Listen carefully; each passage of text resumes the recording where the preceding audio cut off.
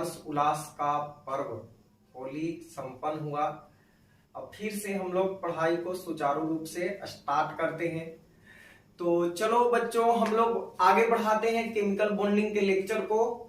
और अभी तक हम लोगों ने क्या क्या पढ़ा? बहुत सारा चीज, covalent bond, coordinate bond, lattice energy, hydration energy, octet rule के बारे में हम लोगों ने पढ़ लिया। आज हम बात करते हैं लिमिटेशंस ऑफ ऑक्टेट रूल, यानी अष्टक नियम की क्या क्या सीमाएं हैं, कहां कहां पे अष्टक नियम फेल करता है, क्या क्या इसकी बाउंड्रीज हैं। तो चलो, जैसे ऑक्टेट रूल हमें बताता क्या है बच्चों, अष्टक नियम हमें बताता है कि अगर किसी मॉलिक्यूल को स्टेबल होना है तो उसका जो सेंट्रल एटम है उसके बाहरी सेल में 8 इलेक्ट्रॉन होने चाहिए। यानी एटम जब आपस में कंबाइन करके मॉलिक्यूल का निर्माण करते हैं तो वो अपना ऑक्टेट कंप्लीट करते हैं स्टेबिलिटी गेन करने के लिए। मतलब उनके वैलेंस सेल में जब 8 इलेक्ट्रॉन हो जाता है, ऑक्टेट कंप्लीट हो जाता है, तो हम बोलते हैं कि वो मॉलिक्यूल क्या है, स्टेबल है। लेकिन बच्चों, बहुत सारे ऐसे एग्जाम्पल हैं, बहुत सारे ऐसे उदाहरण हैं जिसमें एटम का, सेंट्रल एटम का ऑक्टेट कंप्लीट नहीं होता है, फिर भी वो मॉलिक्यूल बहुत ज्यादा स्टेबल होता है। जैसे 2 एग्जाम्पल आपको मैं देता हूं। पहला एग्जाम्पल है BeCl2, बेरिलियम क्लोराइड। आप इसमें देखो, बेरिलियम जो है वो 2 क्लोरीन के साथ बॉन्ड बनाएगा, ठीक है। तो यहां पे हम जानते हैं बेरिलियम का एटॉमिक नंबर 4 होता है, तो 2 and 2 होगा इलेक्ट्रॉन, इसका वैलेंस इलेक्ट्रॉन 2 होगा। और क्लोरीन का 7 होता है, तो एक इलेक्ट्रॉन के साथ क्या किया, शेयरिंग किया। तो अब बताओ, 2 इलेक्ट्रॉन बेरिलियम के आउटर मोस्ट ऑर्बिट में था और क्लोरीन के 2 इलेक्ट्रॉन के साथ शेयरिंग किया, तो अभी इसके आउटर मोस्ट ऑर्बिट में कितने इलेक्ट्रॉन हुए, 4 इलेक्ट्रॉन। यानी टोटल बेरिलियम जो है टोटल 4 इलेक्ट्रॉन से घिरा हुआ है। क्या इसका ऑक्टेट कंप्लीट है? बिल्कुल नहीं। लेकिन BeCl2 एक इंपोर्टेंट कंपाउंड है, स्टेबल कंपाउंड है। उसी तरह से देखो, एक और एग्जांपल लेते हैं PCl5। तो PCl5 में आप देखो, फास्फोरस जो है इसका एटॉमिक नंबर 15 होता है, तो आप इसका इलेक्ट्रॉनिक कॉन्फ़िगरेशन करो, 2 8 and 5। आउटर मोस्ट ऑर्बिट में कितना इलेक्ट्रॉन आया, 5 इलेक्ट्रॉन। और यहाँ पे जो क्लोरीन का 5 इलेक्ट्रॉन है, वो 5 फास्फोरस का 5 इलेक्ट्रॉन है, वो 5 क्लोरीन के साथ क्या करेगा, एक इलेक्ट्रॉन का शेयरिंग करेगा, ठीक है, एक इलेक्ट्रॉन का शेयरिंग करेगा। तो अभी आप देखो, फास्फोरस के बाहरी सेल में टोटल कितने इलेक्ट्रॉन हो गए, 10 इलेक्ट्रॉन। बॉन्ड बनाने के बाद फास्फोरस के पास 5 तो इसका खुद का वैलेंस इलेक्ट्रॉन था और 5 जो क्लोरीन के साथ शेयरिंग करके बॉन्ड बनाया है, तो टोटल कितने इलेक्ट्रॉन हो गए, 10 इलेक्ट्रॉन। बताओ, क्या इसका ऑक्टेट कंप्लीट है? बिल्कुल नहीं। इसके पास ऑक्टेट से अधिक इलेक्ट्रॉन है, 10 इलेक्ट्रॉन है, 8 होना चाहिए था ऑक्टेट रूल के अकॉर्डिंग। लेकिन ऑक्टेट कंप्लीट ना होने के बावजूद भी PCl5 एक स्टेबल कंपाउंड है। यहां पे देखो, बेरिलियम के पास ऑक्टेट से कम इलेक्ट्रॉन है, फिर भी BeCl2 एक इंपोर्टेंट कंपाउंड है, स्टेबल कंपाउंड है।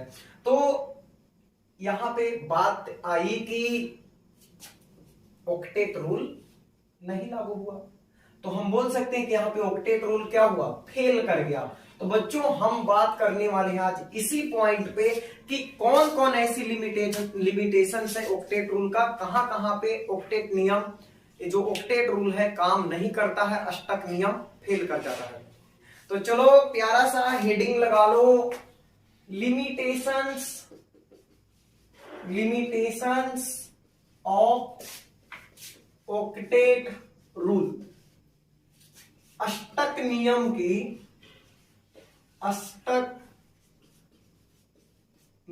की सीमाएं। कहीं कहीं पे आपको लिखा हुआ मिलेगा फेलर ऑफ ऑक्टेट रूल, अष्टक नियम का लागू नहीं होना, फेल कर जाना। तो अभी हम लोग बात करेंगे लिमिटेशंस ऑफ ऑक्टेट रूल का। तो सबसे पहला थोड़ा सा आपको रिकॉल करवाते हैं ऑक्टेट रूल के बारे में। ऑक्टेट रूल बताता है कि अगर, फिर से सुन लो, ऑक्टेट रूल है क्या। ऑक्टेट रूल कहता है, अष्टक नियम कहता है कि जब एटम आपस में कंबाइन करते हैं तो मॉलिक्यूल का निर्माण होता है, और अगर उस मॉलिक्यूल को स्टेबल होना है, स्थायी होना है, तो जो मॉलिक्यूल बना उसके सेंट्रल एटम का ऑक्टेट कंप्लीट होना चाहिए, यानी जो केंद्रीय परमाणु है, सेंट्रल एटम है, उसके बाहरी शेल में 8 इलेक्ट्रॉन हो जाना चाहिए, उसका अष्टक पूर्ण हो जाना चाहिए, तब वो यौगिक क्या होगा, कंपाउंड अस्थाई होगा। तो यहां पे इसका लिमिटेशंस क्या है, तो पहला लिमिटेशन है बच्चों incomplete octet of central atom, केंद्रीय परमाणु का अपूर्ण अष्टक। तो बहुत सारे ऐसे कंपाउंड हैं हमारे पास, स्टेबल कंपाउंड हैं, बहुत सारे ऐसे अस्थाई यौगिक हैं, स्टेबल कंपाउंड हैं, जिनके सेंट्रल एटम का ऑक्टेट कंप्लीट नहीं होता है और फिर भी वो कंपाउंड अच्छा खासा है, स्टेबल है। ठीक है, तो हम यहां पे लिख सकते हैं molecules with less than 8 electron in valence shell of central atom are also exist।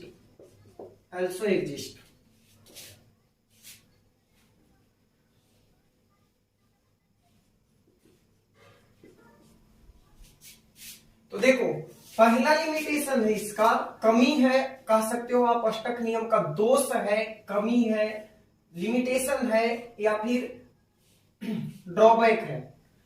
तो पहला कमी है molecules with less than 8 electron in valence shell of central atom are also exist. तो इसका मतलब हुआ कि बहुत सारे ऐसे मॉलिक्यूल हैं जिनके सेंट्रल एटम के पास 8 इलेक्ट्रॉन नहीं होते हैं, यानी उसका ऑक्टेट कंप्लीट नहीं होता है, ऑक्टेट से कम इलेक्ट्रॉन होते हैं और फिर भी वे मॉलिक्यूल अस्थाई होते हैं। तो हिंदी में भी लिख दिए आपको समझने के लिए, बहुत सारे वैसे अणु हैं जिनके केंद्रीय परमाणु के पास अष्टक से कम इलेक्ट्रॉन होते हैं और फिर भी वे स्टेबल होते हैं। अगर हम एग्जांपल की बात करें बच्चों, तो जैसे देखो BeCl2, BF3, AlCl3, AlICl etc, ऐसे बहुत सारे एग्जांपल हैं। तो चलो बारी बारी से सबको हम डिस्कस भी करेंगे, आपको स्ट्रक्चर बना के भी हम बताएंगे कि कैसे यहाँ पे कम इलेक्ट्रॉन है। तो चलो देखते हैं, बात करते हैं सबसे पहले हम BeCl2 की। तो देखो बच्चों, बेरिलियम जो है इसका एटॉमिक नंबर होता है 4। कितना? 4।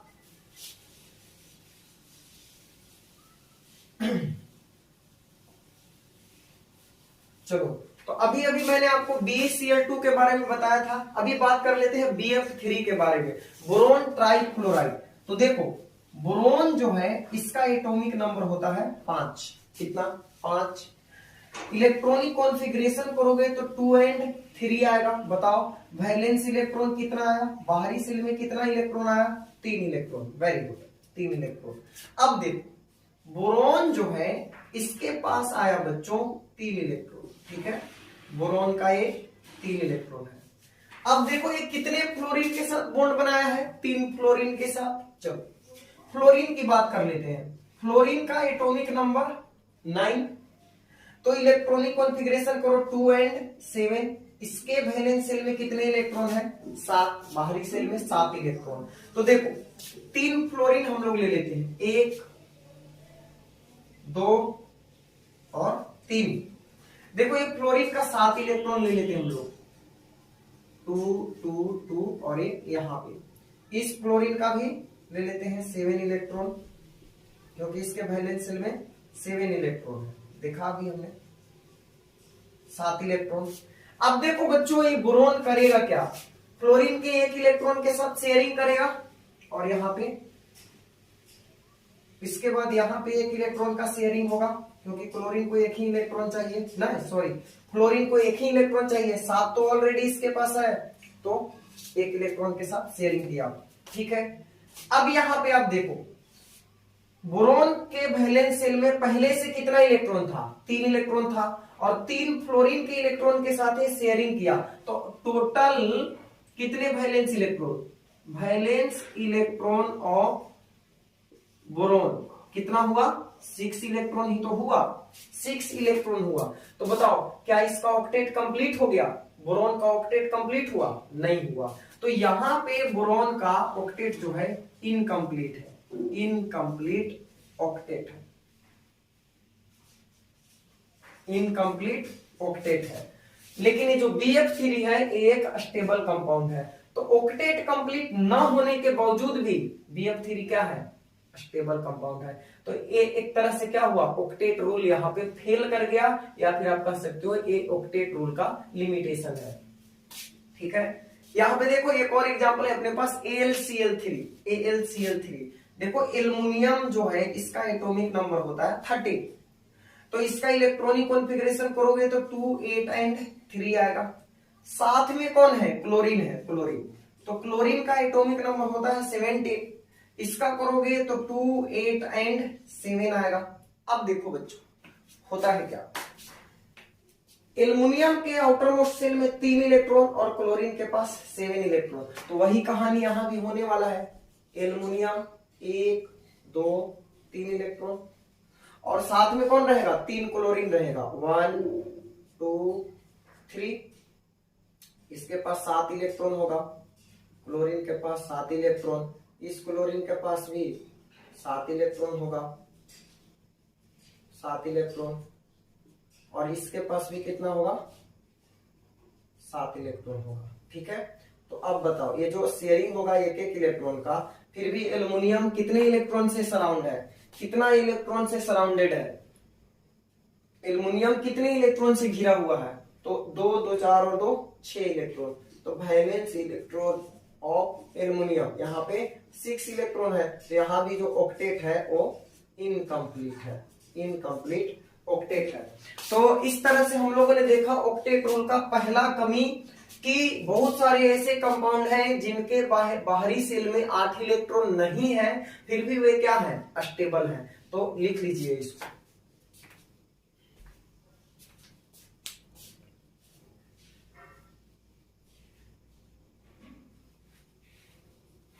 तो देखो ये क्या बताता है कि यहाँ पे मैंने आपको बताया था कि बहुत सारे ऐसे भी कंपाउंड है जिनके सेंट्रल एटम के पास 8 से अधिक इलेक्ट्रॉन होते हैं, यानी उनका जो ऑक्टेट है वो एक्सपेंड कर जाता है, 8 से ज्यादा विस्तारित हो जाता है।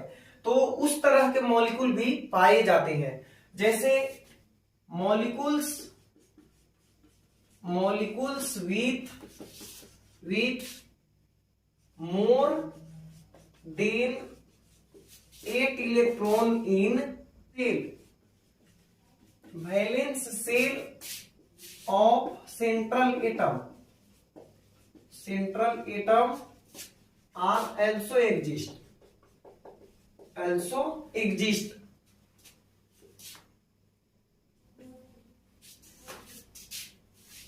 तो देखो molecules with more than 8 electron in valence shell of central atom are also exist।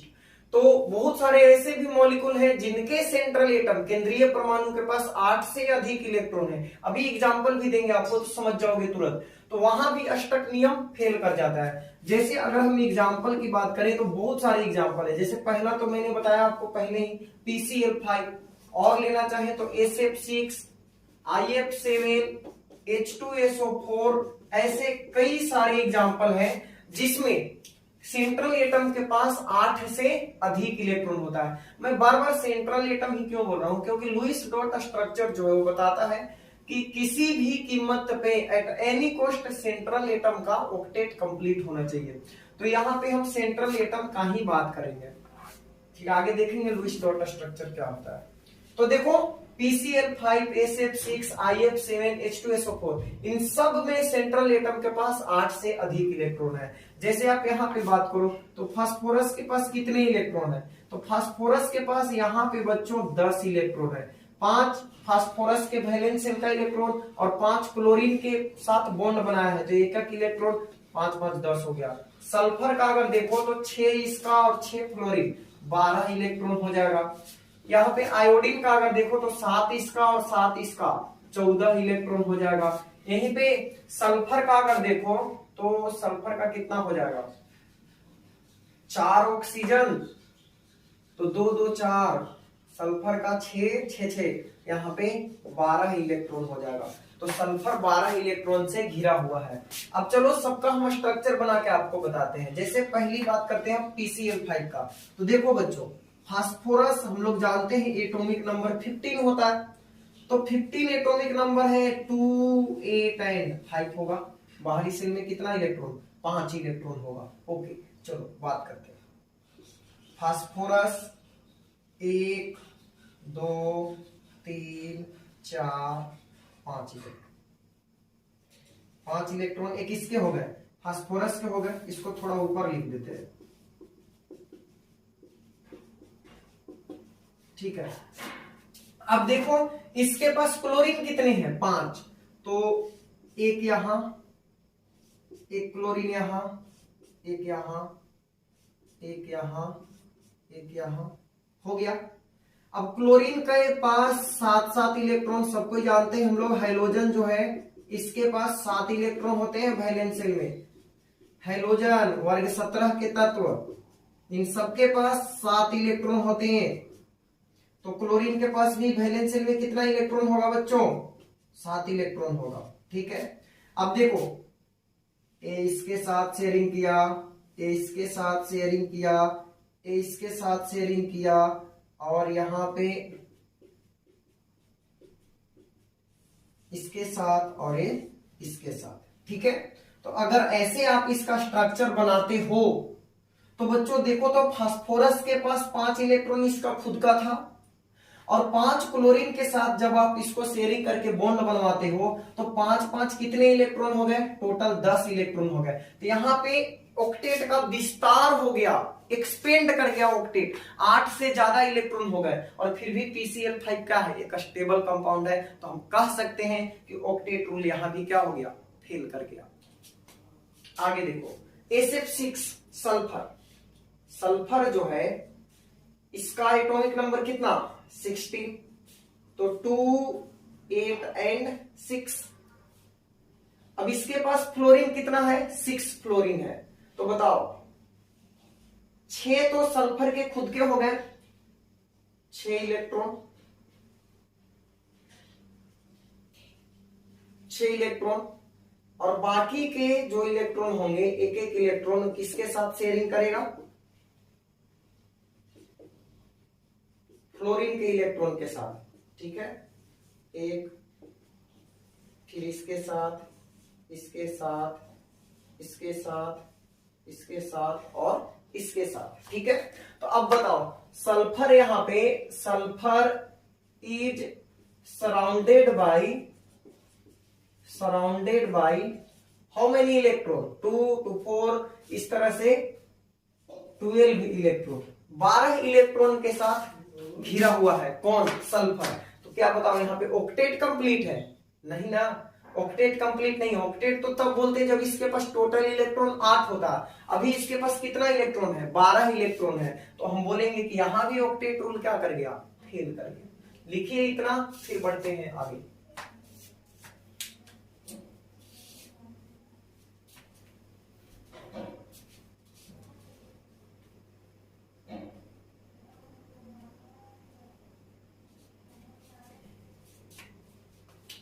अब बात कर लेते हैं, 2 कंपाउंड और था अपने पास, IF7 और H2SO4।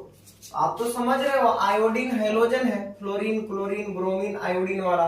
तो ये बनेगा कैसे, 7 आयोडीन है, आयोडीन हैलोजन है, तो इसके बाहरी सेल में 7 इलेक्ट्रॉन होगा। ये भी ग्रुप 17 का ही है, तो इसके भी बाहरी सेल में 7 इलेक्ट्रॉन होगा। तो ये 7 जो फ्लोरीन है, ये 7 तरफ से आयोडीन को चबाएंगे, 3 3 6 7। अब अगर इसके साथ सिंगल सिंगल बॉन्ड आप बनवाते हो किसका, आयोडीन का, तो बताओ टोटल कितने इलेक्ट्रॉन हो गए आयोडीन के पास, 14 इलेक्ट्रॉन हो गए। 7 तो इसका खुद का और 7 जो फ्लोरीन के साथ शेयरिंग करके बॉन्ड बनाया, 14 इलेक्ट्रॉन, तो यहाँ भी ऑक्टेट क्या हुआ, ऑक्टेट कंप्लीट नहीं हुआ, ऑक्टेट से अधिक इलेक्ट्रॉन हुआ। उसी तरह से जब आप इसका स्ट्रक्चर बनाते हो तो देखो इस तरह का स्ट्रक्चर बनता है सल्फ्यूरिक एसिड का, ठीक है, आगे हम लोग देखेंगे इसको। तो इस तरह का स्ट्रक्चर बनता है सल्फ्यूरिक एसिड का। एक्चुअल में यहाँ पे ना कोऑर्डिनेट बॉन्ड बनता है, लेकिन अभी हम लोग को देखना है। तो देखो अगर सल्फर की हम बात करेंगे, सल्फर कितने इलेक्ट्रॉन के साथ घिरा हुआ है, तो देखो तो 1 2 3 4 5 6 7 8 9 10 11 और 12 इलेक्ट्रॉन के साथ। तो यहाँ पे जो सेंट्रल एटम है सल्फर, वो कितने इलेक्ट्रॉन के साथ घिरा हुआ है, 12 इलेक्ट्रॉन के साथ घिरा हुआ है। तो यहाँ भी ऑक्टेट रूल क्या हो गया, फेल कर गया। तो इस तरह से हम बोल सकते हैं कि बहुत सारे ऐसे कंपाउंड हैं जो स्टेबल है, लेकिन उनमें से किसी का ऑक्टेट इनकम्प्लीट है, तो किसी के पास ऑक्टेट से ज्यादा इलेक्ट्रॉन है। जैसे इनकम्प्लीट ऑक्टेट वाले BeCl2, आपको बताया मैंने BF3, AlCl3, LiCl, ये सब का ऑक्टेट क्या है, इनकम्प्लीट है। इनके पास 8 से कम इलेक्ट्रॉन है, लेकिन यह स्टेबल कंपाउंड है। और जिनके पास 8 से अधिक इलेक्ट्रॉन है, जैसे PCl5, SF6, IF7, H2SO4, इन सब के पास ऑक्टेट से अधिक इलेक्ट्रॉन है, फिर भी क्या है, स्टेबल है। तो यहाँ पे इनकम्प्लीट ऑक्टेट है और यहाँ पे एक्सपेंडेड ऑक्टेट है। यहाँ पे अष्टक अपूर्ण है, यहाँ पे अष्टक का विस्तार हो जा रहा है। यानी दोनों में से किसी में भी अष्टक नियम का पालन नहीं हो रहा है, ऑक्टेट रूल का पालन नहीं हो रहा है। ओके, तो अभी हम लोगों ने बात किया 2 लिमिटेशंस का। अब चलते हैं यहां से आगे और क्या क्या कमियां हैं ऑक्टेट रूल में।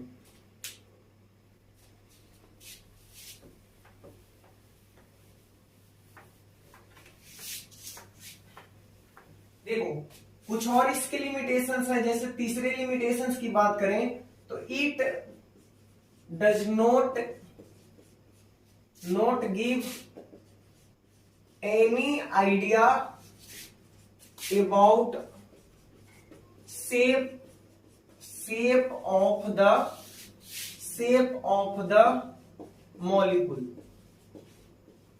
मॉलिक्यूल्स।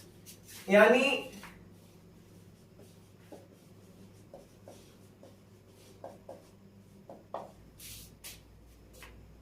तो देखो नेक्स्ट लिमिटेशन है, it does not give any idea about shape of the molecule. यानी यह अणुओं के आकृति के बारे में कोई जानकारी नहीं देता है। ऑक्टेट रूल से हमें ये मालूम नहीं पड़ता कि जो मॉलिक्यूल बन रहे हैं, जैसे CH4 बना, तो इसका आकृति कैसा होगा, शेप कैसा होगा, ये नहीं बताता है कि कौन कंपाउंड टेट्राहेड्रल होगा, कौन टी शेप होगा, कौन ट्रिंगुलर प्लेनर होगा, कौन लीनियर होगा, कौन ऑक्टाहेड्रल होगा। इस तरह का कोई जानकारी ये नहीं देता है। तो शेप के बारे में यहां से कोई आइडिया नहीं लगता है। शेप के बारे में आइडिया लगता है बच्चों जब हम लोग वैलेंस बॉन्ड थ्योरी पढ़ेंगे, तो वहां से पता चलेगा कि कौन सा मॉलिक्यूल का शेप कैसा होगा। ऑक्टेट रूल शेप के बारे में कोई जानकारी नहीं देता है, ठीक है। नेक्स्ट है compounds of noble gases are also exist.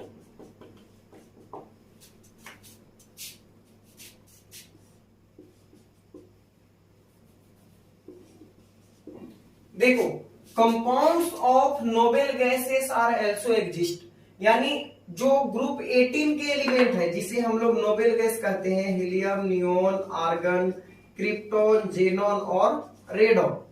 तो ये जो है यहाँ पे जो हीलियम एक्सेप्शन है, हीलियम का ड्यूएट कंप्लीट होता है, बाकी सबका ऑक्टेट कंप्लीट है। नियोन का एटॉमिक नंबर 10 है तो 2 और 8 हो गया। आर्गन का 18 है तो 2, 8 और 8 हो गया। उसी तरह क्रिप्टन, जेनॉन, इन सब का भी ऑक्टेट कंप्लीट है, यानी इनके वैलेंस शेल में कितने इलेक्ट्रॉन है, 8 इलेक्ट्रॉन है। तो होना ये चाहिए था कि हम लोग तो जानते हैं कि ऑक्टेट रूल बोलता है कि वैसे एटम इसलिए कंबाइन करते हैं ताकि वो अपना ऑक्टेट कंप्लीट कर सके। अब इनके तो ऑक्टेट ऑलरेडी कंप्लीट है, इनके पास तो 8 इलेक्ट्रॉन पहले से ही है। जैसे सोडियम की हम बात करें तो उसका ऑक्टेट कंप्लीट नहीं है, इसलिए क्या करता है वो एक इलेक्ट्रॉन दे देता है किसी को और अपना ऑक्टेट कंप्लीट करता है। ठीक है, दो एटम आपस में कंबाइन करके और अपना ऑक्टेट कंप्लीट करने के फिराक में रहते हैं, लेकिन इनके तो ऑक्टेट ऑलरेडी कंप्लीट है ना, इनके अष्टक तो पहले से ही पूर्ण है, तो फिर इन्हें तो किसी भी तरह से कंबाइन नहीं करना चाहिए दूसरे एटम के साथ, इन्हें किसी तरह का कोई कंपाउंड का निर्माण नहीं करना चाहिए।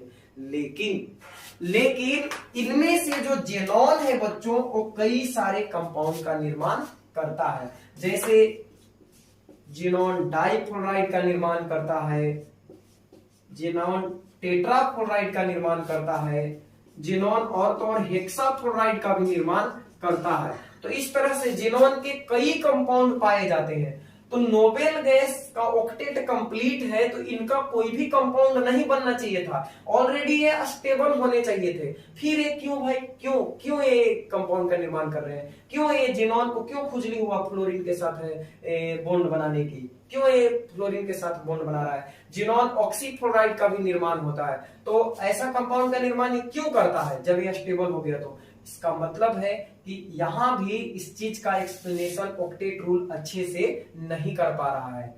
ठीक है, तो स्टेबिलिटी वाला जो कहानी है वो सिर्फ और सिर्फ हम ऑक्टेट रूल के आधार पे नहीं कह सकते हैं कि जिनका ऑक्टेट कंप्लीट हो गया वो पूरी तरह से स्टेबल हो गया और किसी भी तरह के कंपाउंड का निर्माण नहीं कर सकता, ऐसा हम अब नहीं कह सकते हैं। क्योंकि ऐसा अगर होता तो जेनॉन का ऑक्टेट कंप्लीट था तो इसे किसी तरह का कंपाउंड का निर्माण नहीं करना चाहिए था। ओके बच्चों, तो ये हो गया एक और limitation, it could not explain the odd electron species।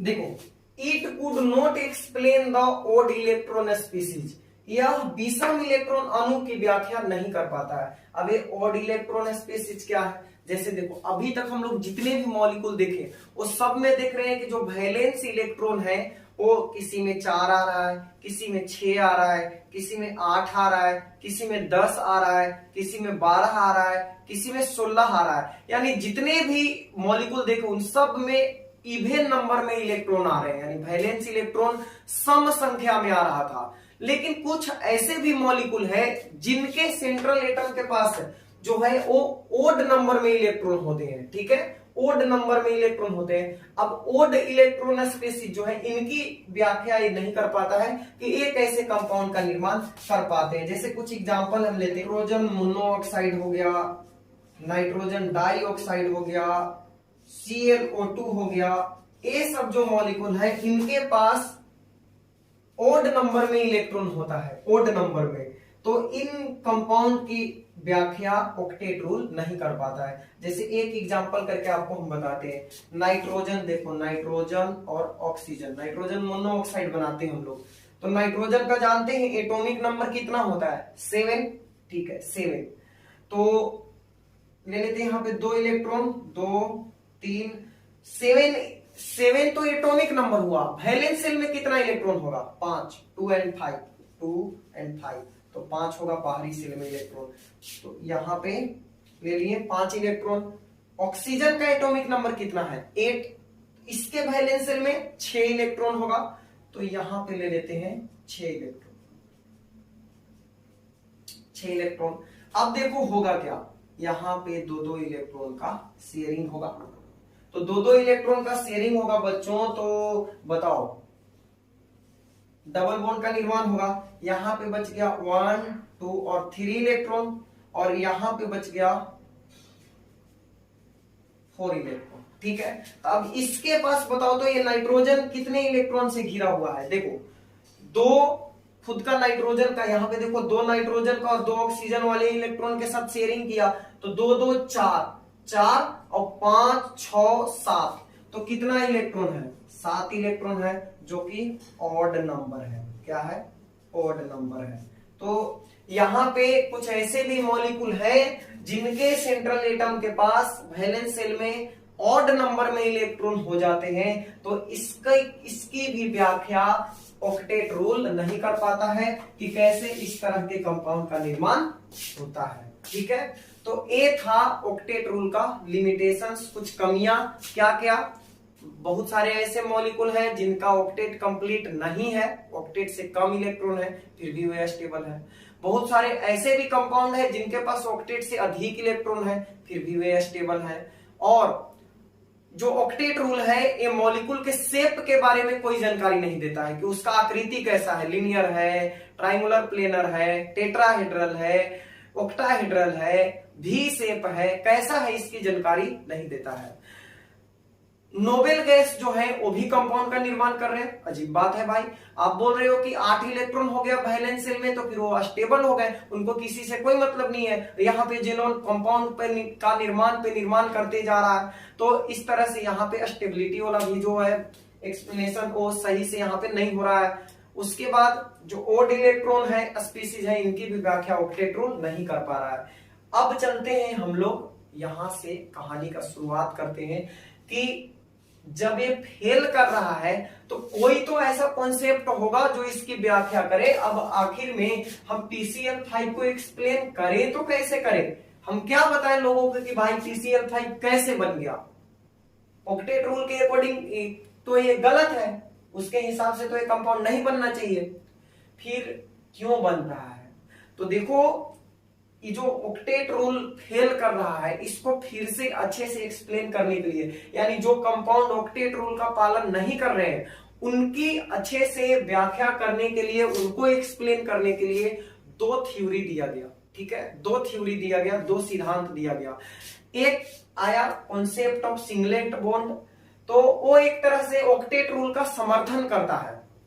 और दूसरा थ्योरी आया सिजविक का मैक्सिमम कोवैलेंसी का नियम, जो एक तरह से ऑक्टेट रूल का विरोध करता है। यानी एक जो आए उन्होंने ऑक्टेट रूल के समर्थन में एक सिद्धांत दिया, और एक जो सिद्धांत है वो अष्टक नियम को नहीं मानता है। वो कहता है कि कोई जरूरी नहीं है कि स्टेबिलिटी के लिए 8 ही इलेक्ट्रॉन हो, 8 से ज्यादा भी हो सकता है, 8 से कम भी हो सकता है। लेकिन पहला जो सिद्धांत आया सिंगलेट बॉन्ड का कॉन्सेप्ट, वो कहता है कि नहीं 8 ही इलेक्ट्रॉन होना चाहिए।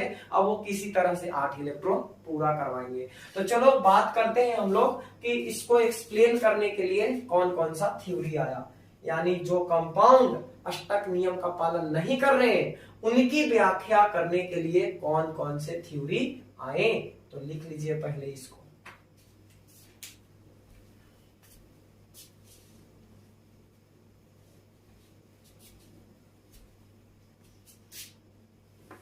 तो अब हम लोग बात करते हैं explanation to the deviation from octet rule.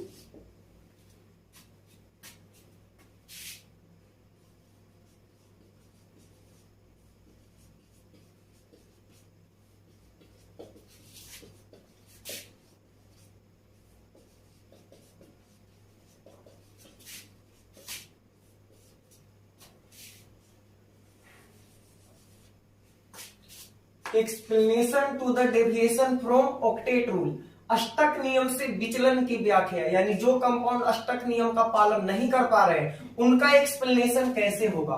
तो यहां पे उसको एक्सप्लेन करने के लिए 2 थ्योरीज हैव बीन डेवलप,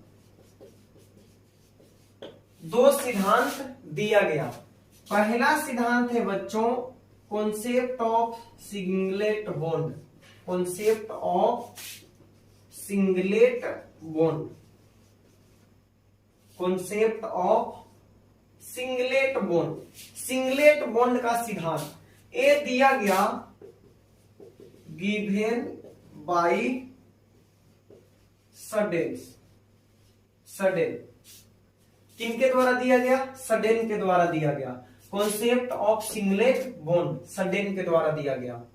तो इन्होंने क्या बताया, देखो इन्होंने ऑक्टेट रूल का समर्थन किया। इन्होंने बताया कि जो मॉलिक्यूल है उनके सेंट्रल एटम के पास कभी भी 8 से अधिक इलेक्ट्रॉन नहीं होंगे, 8 ही इलेक्ट्रॉन होंगे, 8 से ज्यादा इलेक्ट्रॉन नहीं होंगे। तो आप लिख सकते हो maximum number of electrons in valence shell of central atom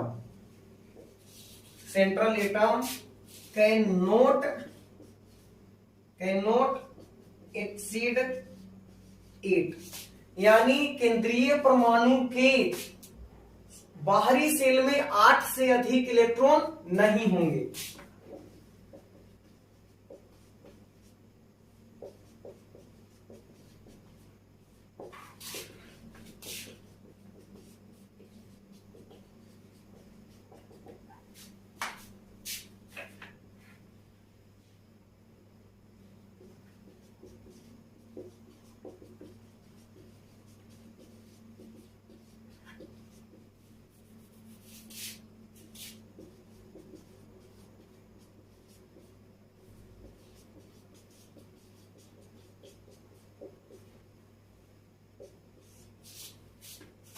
तो maximum number of electron in valence shell of central atom can not exceed 8, यानी केंद्रीय परमाणु के बाहरी सेल में 8 से अधिक इलेक्ट्रॉन नहीं होंगे।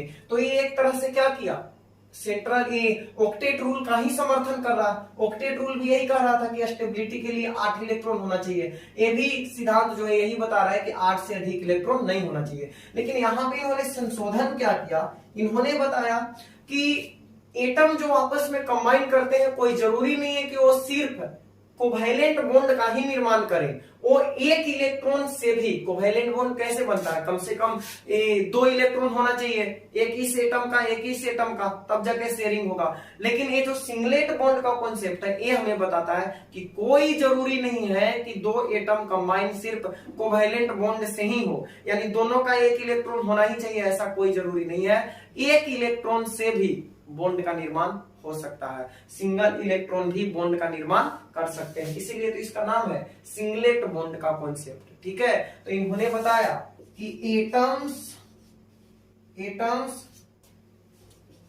Are not linked only bye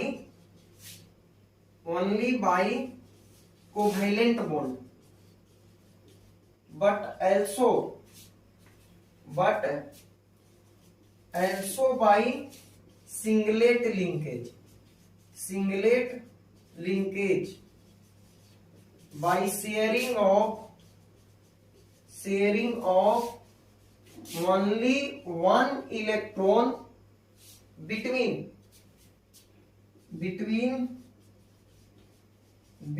the atoms।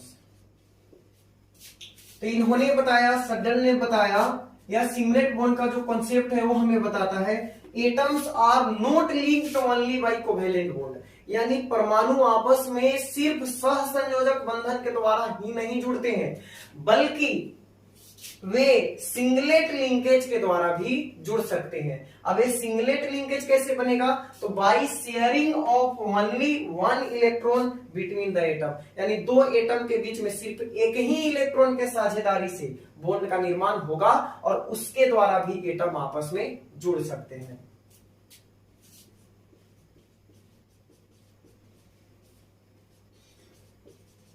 तो परमाणु सिर्फ सहसंयोजक बंधन के द्वारा ही नहीं जुड़ते हैं, बल्कि वे एक ही इलेक्ट्रॉन के शेयरिंग से बनने वाले सिंगलेट बॉन्ड के द्वारा भी जुड़ सकते हैं। और ये जो सिंगलेट बॉन्ड है बच्चों, इसको हम हाफ एरो के द्वारा दर्शाते हैं। जो सिंगलेट बॉन्ड है ना, इसे हम हाफ एरो के द्वारा दिखा देते हैं, ऐसे इस तरीका से।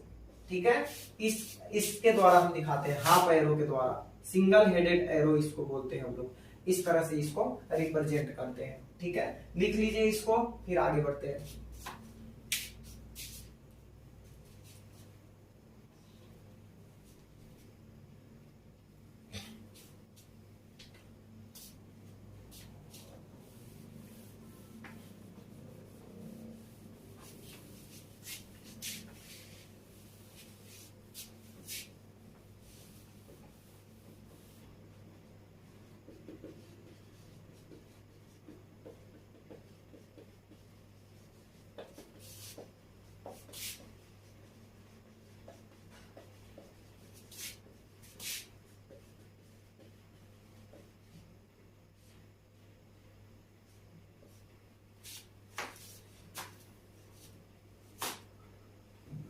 जैसे देखो अब हम लोग कुछ एग्जाम्पल करते हैं सिंगलेट लिंकेज का, देखते हैं कैसे ये बनता है।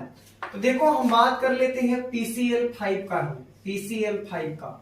ओके, तो हम देखे थे कि फास्फोरस के पास बच्चों, फास्फोरस के पास वैलेंस शेल में कितना इलेक्ट्रॉन होता है? 5 इलेक्ट्रॉन होता है। ठीक है, 5 इलेक्ट्रॉन, 5 इलेक्ट्रॉन। ठीक है, फास्फोरस के पास 5 इलेक्ट्रॉन है।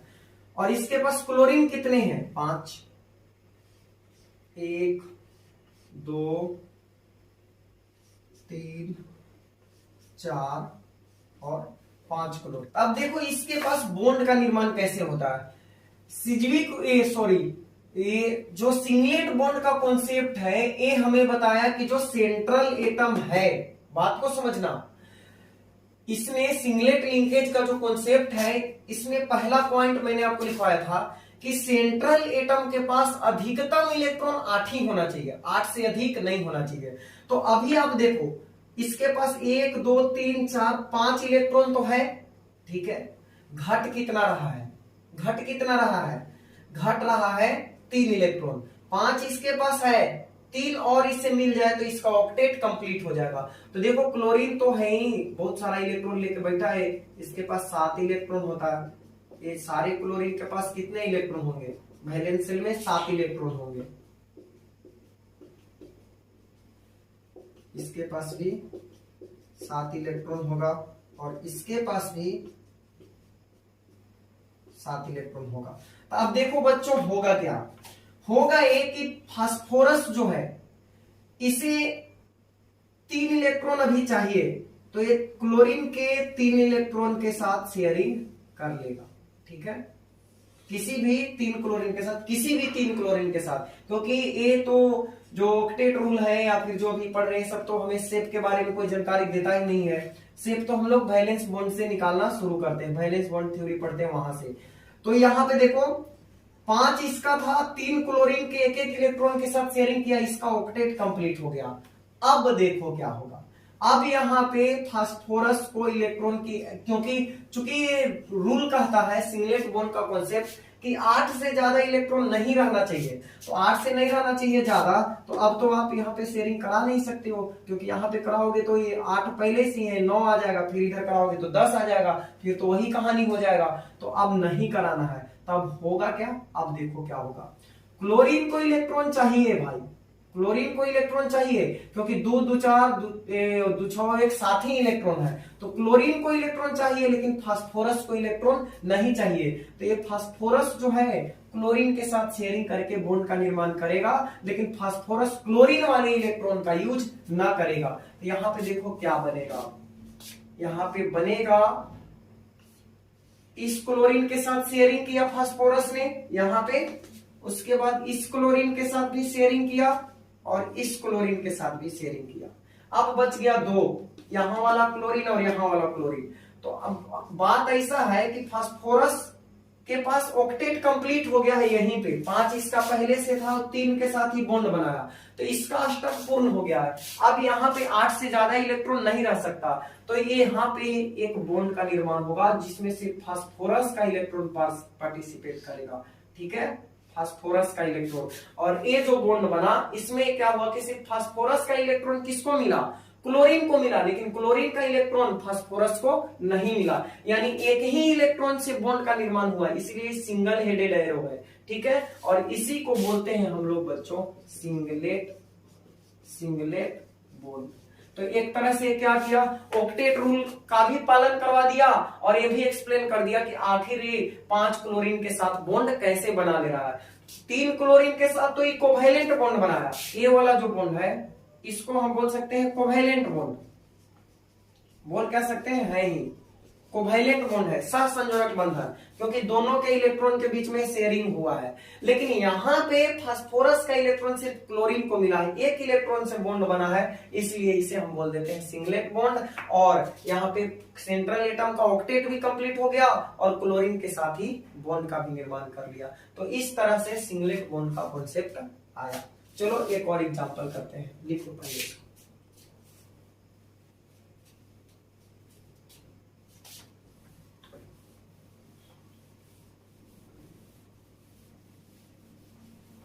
देखो नेक्स्ट था हमारा SF6। तो SF6 कैसे बनता है, देखो एक सल्फर होगा, 6 फ्लोरीन होगा इसके पास, 2 3 4 5 6। तो हम जानते हैं कि सल्फर के पास बाहरी सेल में 6 इलेक्ट्रॉन होता है, 6 इलेक्ट्रॉन। तो 6 है तो घट कितना रहा है, 2 इलेक्ट्रॉन, 2 घट रहा है। तो अभी ये क्या करेगा, किसी 2 फ्लोरीन के साथ कोवैलेंट बॉन्ड बना लेगा, 2 इसका पूरा हो गया।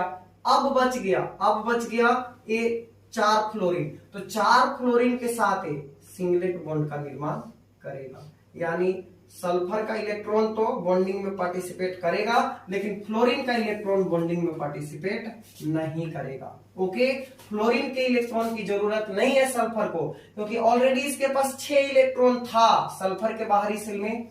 सल्फर 16, तो 2 8 एंड 6, 6 पहले से था और 2 एक इस फ्लोरीन के साथ और एक इस फ्लोरीन के साथ कोवैलेंट बॉन्ड बनाया, 6 2 8 हो गया। बाकी के 4 फ्लोरीन टुकुर टुकुर ताक रहे हैं, तो इनके इलेक्ट्रॉन का सल्फर को जरूरत नहीं है। तो सल्फर अपना इलेक्ट्रॉन क्या करेगा, 6 था ना इसके पास, 2 से बॉन्ड बनाया, बाकी के 4 बचे हुए थे, तो 4 सिंगलेट बॉन्ड का निर्माण करेंगे। उसी तरह से IF7 की अगर हम बात करें तो 7 आयोडीन है, इसके बाहरी सेल में 7 इलेक्ट्रॉन होगा। तो एक फ्लोरीन के साथ तो ये कोवैलेंट बॉन्ड बनाएगा, लेकिन बाकी के जो फ्लोरीन होंगे कितने, 3 1 4 5 6 7, इनके साथ सिंगलेट बॉन्ड का निर्माण करेगा। ठीक है, इस तरह से IF7 का निर्माण होगा। ठीक है, एक फॉर्मूला बताते हैं आपको number of singlet bond calculate करने के लिए। जैसे कोई दे दे SF6 और पूछ ले आपसे, बताओ इसमें कितने कोवैलेंट बॉन्ड होंगे और कितने सिंगलेट बॉन्ड होंगे। IF7 में पूछ ले कि बताओ कितने सिंगलेट बॉन्ड होंगे, PCl5 में कितने सिंगलेट बॉन्ड होंगे। तो फॉर्मूला याद रखना, number of singlet bond equal to होगा number of valence electron minus number of electron required to complete octet.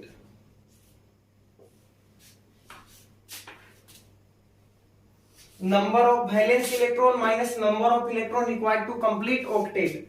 Number of valence electron का मतलब हुआ बाहरी सेल का इलेक्ट्रॉन, बाहरी सेल का इलेक्ट्रॉन, यानी बाहरी सेल में कितने इलेक्ट्रॉन है सेंट्रल एटम के, और इसका मतलब हुआ अष्टक पूर्ण करने के लिए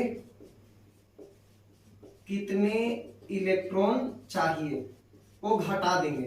तो जैसे आप देखो SF6 की अगर हम बात करें तो सल्फर के बाहरी सेल में कितना इलेक्ट्रॉन, 6 इलेक्ट्रॉन। IF7 में बात करें, आयोडीन के बाहरी सेल में 7 इलेक्ट्रॉन और फास्फोरस के बाहरी सेल में 5 इलेक्ट्रॉन। ठीक है, तो अगर आपसे पूछा जाए कि SF6 में नंबर ऑफ सिंगलेट बॉन्ड कितना होगा, तो देखो नंबर ऑफ वैलेंस इलेक्ट्रॉन कितना, 6। तो 6 को तो पहले से है, अष्टक कंप्लीट करने के लिए अभी क्या को चाहिए, 2 चाहिए। ठीक है, तो 6 में से 2 घटा देंगे। नंबर ऑफ वैलेंस इलेक्ट्रॉन कितना है बच्चों, 6 है। SF6 में हमें चाहिए सिंगलेट बॉन्ड कितने होंगे, तो इसका देखो सल्फर के बाहरी सेल में 6 इलेक्ट्रॉन, तो इसको तो यहां पे लिखेंगे नंबर ऑफ वैलेंस इलेक्ट्रॉन की जगह पे 6 minus number of electron required to complete octet, यानी अष्टक पूर्ण करने के लिए अभी कितना इलेक्ट्रॉन चाहिए, तो 6 है, 8 करना है, कितना चाहिए 2, तो यहां पे लिखेंगे 2। तो 6 में से 2 गया तो 4। तो आप जाके अभी पीछे जो स्ट्रक्चर बनाए उसमें देखो सल्फर के पास 4 सिंगलेट बॉन्ड बना होगा। उसी तरह अगर PCl5 में आपसे कोई पूछ दे तो देखो फास्फोरस के बाहरी सेल में कितना इलेक्ट्रॉन है, 5। तो अभी अष्टक पूर्ण करने के लिए कितना चाहिए, 3 चाहिए। तो 5 में से 3 घटा दो, कितना बचा 2, यानी इसमें 2 को सिंगलेट बॉन्ड बनेगा, देख लो पीछे। उसी तरह अगर आपसे कोई पूछे IF7 में बताओ कितने सिंगलेट बॉन्ड बनेगा, तो आयोडीन के बाहरी सेल में 7 इलेक्ट्रॉन है, अभी कितना चाहिए, 1 इलेक्ट्रॉन चाहिए। तो 7 में से 1 घटाओ तो 6 वो यहां पे बन जाएगा क्या, 6 गो बन जाएगा सिंगलेट बॉन्ड। ठीक है, तो इस तरह से आप number of singlet bond calculate कर सकते हो। तो ये रहा बच्चों हमारा आज का लेक्चर, जो उतना ज्यादा इंपॉर्टेंट नहीं है लेकिन बेसिक जानकारी है। कहां पे अष्टक नियम फेल करता है, क्या इसकी सीमाएं हैं, और इसको एक्सप्लेन करने के लिए 2 थ्योरी आया, एक सिंगलेट बॉन्ड जो हम लोग आज कर लिए। नेक्स्ट है जो इंपॉर्टेंट है, maximum Sidgwick rule of maximum covalency, Sidgwick rule of maximum covalency. तो ये जो टॉपिक है इंपॉर्टेंट है, बहुत इंपॉर्टेंट है। तो नेक्स्ट क्लास में पूरा लेक्चर इसी पे रहेगा, सिज्विक के अधिकतम सहसंयोजकता का नियम। तो देखेंगे नेक्स्ट क्लास में, यानी जो दूसरा थ्योरी है वो है हमारा ये वाला। ठीक है, पहला थ्योरी सिंगलेट बॉन्ड कॉन्सेप्ट, इसको एक्सप्लेन करने के लिए दूसरा ही है। तो मिलते हैं नेक्स्ट लेक्चर में। Thanks for watching.